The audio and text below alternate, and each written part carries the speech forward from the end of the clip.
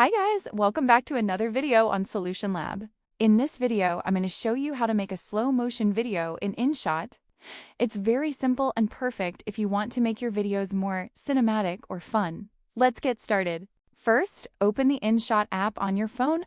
Make sure your app is updated for all the latest editing features. This app is very user-friendly and perfect for creating slow motion videos. Once the app opens, tap Create New and then Video. Select the video from your gallery that you want to convert into slow motion. After selecting, tap the tick icon at the bottom right to import the video. After the video is imported, you will see different options above the timeline. Swipe through them and tap Speed. Here, you can adjust the speed of your video to make it slower. Set your preferred slow motion speed using the slider. Once done, tap the tick icon to apply the slow motion to your video. Finally, tap Export at the top right corner to save your video.